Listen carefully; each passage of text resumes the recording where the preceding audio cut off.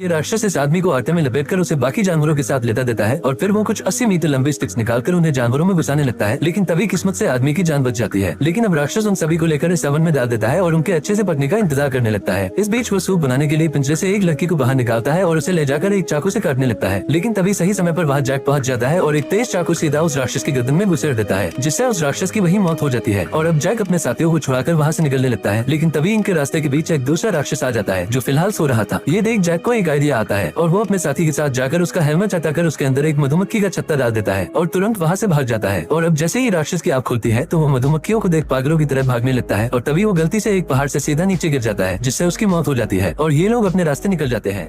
School के बाद एक कॉलेज की लड़की आदमी के टॉयलेट में गई। उसने दरवाजे से एक पैकेज निकाला, फिर अपनी स्कूल यूनिफॉर्म उतारी और अपना अंडरवियर पहना और खुद को एक अच्छी महिला के रूप में दिखाया। फिर वह एक कपड़े की दुकान पर आई। दुकान के मालिक के पहचानने से पहले वह एक छिपे हुए कोने में पहुंच गई और अपनी स्कर्ट उतार दी और रेशम की स्कर्ट को अपनी स्कर्ट के नीचे छुपा लिया और फिर बिना किसी के नोटिस किए स्टोर से बाहर निकल गई। ये उसका पहली बार नहीं था जब उसने ऐसा किया। उसके जन्म से पहले उसके पिता ने उसको और पत्नी को छोड़ दिया था। उसके जन्म के बाद उसकी माँ दूसरे आदमी के साथ भाग गई थी और वह अपने चाचा के साथ रहती थी। जब वह घर आई तो उसने चोरी की स्कर्ट बिस्तर के नीचे छिपा दी। अगर 2 दिनों में कोई उसे नहीं ढूंढता तो वह उसे निकाल कर पहन सकती है। पर इस समय दुकान के मालिक को पते के अनुसार उसका घर मिल गया था। वो आदमी बोला कि उसके एक कर्मचारी ने लड़की को कपड़े चोरी करते हुए देख लिया था। उसके चाचा और उनकी पत्नी को बिल्कुल विश्वास नहीं हुआ कि उनकी इतनी अच्छी भतीजी चोर हो सकती है। यह महिला मिस्र की रानी है जो 5000 वर्षों से जीवित है। उसकी आत्मा सील कर दी गई थी और उसके हाथ पैर भी पूरी तरह से बंद हैं। जब तक वह मुक्त नहीं होती